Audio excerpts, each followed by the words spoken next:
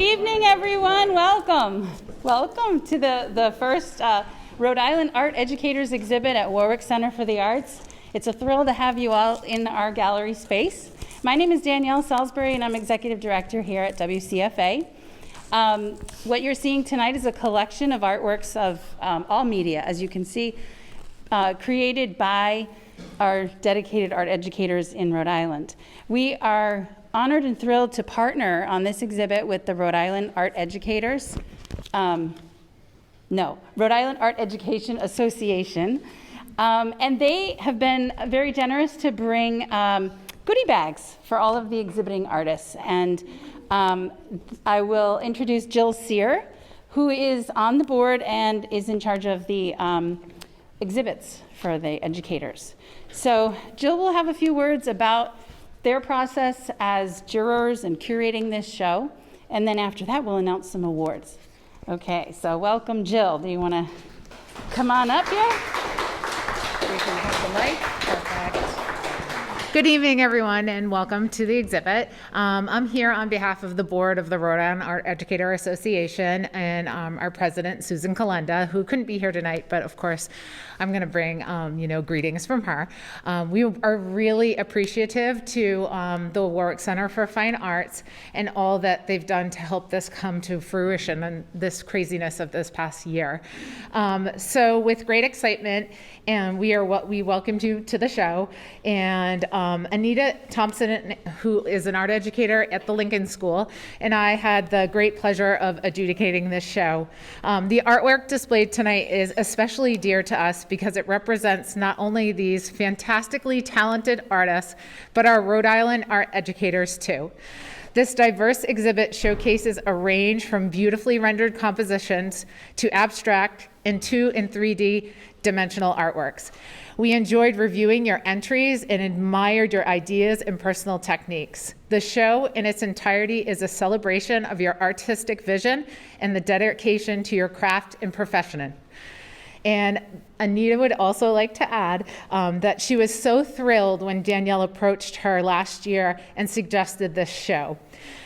She thought it was a wonderful idea and was so honored to be a part of it. Looking at it, discussing it, and celebrating her fellow art educators and the artwork with Jill was a delight. This display of diverse media and art educators throughout the state excites me and makes me think of all the rich, fertile, creative ecosystems that are reinforced and cultured daily by these talented educators. I'd like to celebrate all of you and everything that you do, and this show is beautiful. The show is as beautiful as you and your artwork. So that was Anita's greetings. So thank you, all of you. This was such a wonderful thing to take part in. Thank you. That is great. Yeah, Anita exhibited a work of art in the our Rhode Island Open last year, and it was one of my favorites. We used it as the work of art for the publications, of the call for art for this show. And I appreciate her making this connection and making it happen. As you can see, it takes about a year to get an exhibit up and off the ground. All right, so I just also thought I'd mention that we had, there's 45 works of art in the show from only 15 artists, and it really is a beautiful collection. I witnessed the jurors making their selections, and I can tell you that it was not easy. They had a lot of, very quick mutual favorites, and then some that they really had to debate, which I think is a really interesting way to curate a show. So, without further ado, I will announce. Oh yeah, that would be great. So here, that's the awards. So let's start with an honorable mention. I think I put them in. Oh, and I forgot to mention the certificates. Yeah. So do you want to explain that? So the Rhode Island Art Educator Association has awarded 3 one-year memberships to 3 of the placing artists tonight.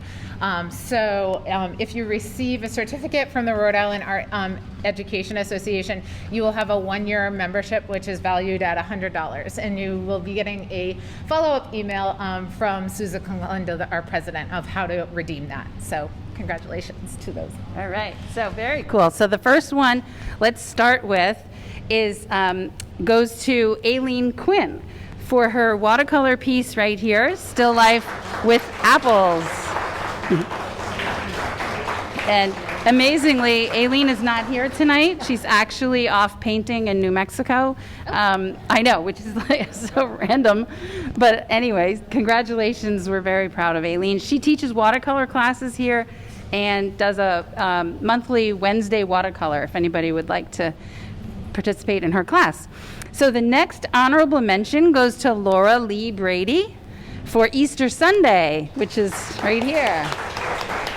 Yay! Awesome.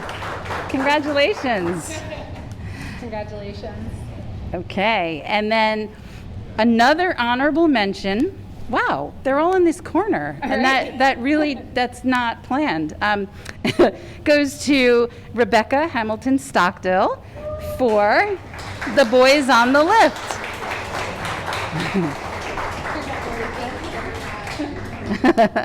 How perfect. We'll put ribbons on after. All right, so now let's go to the third place prize, which goes to Michael Picala. Is he here? I hope so. Oh. Okay, I guess he's not here. Michael the award is for the Mr. Fox over there. Yep. And if anyone is interested, I did a really nice artist talk with him. It's on our YouTube channel. We did it over Zoom months ago about his process of painting on upholstery fabric. So it's really interesting. Okay, so second place prize goes to Jason Robert Leclerc for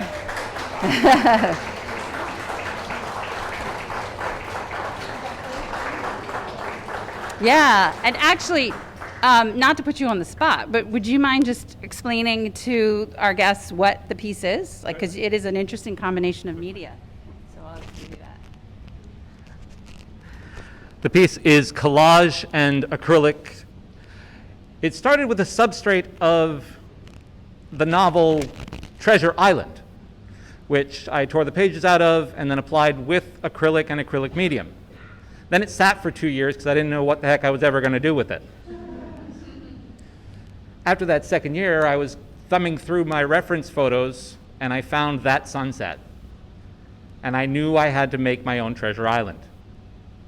So this is the cover, hopefully, for a new edition of Treasure Island with a different story and our different hero. A young girl who is very sure of herself, involved wonderfully in the sciences, embraces her culture, and is in awe of anticipation as that airship comes through those clouds and separates the sky before her eyes. Thank you. Love it.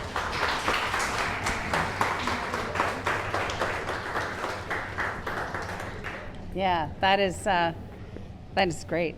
Okay, so finally, our first place winner for the painting For Women over there is by Monique Roulet Johnson. And she's here.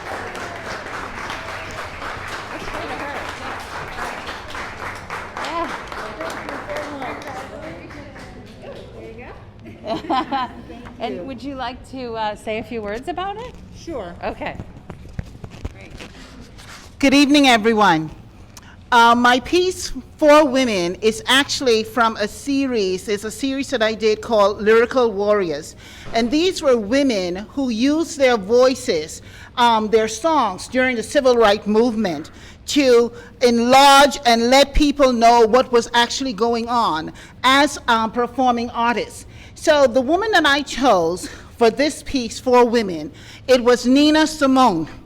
And I grew to love her music, to enjoy what she had to offer.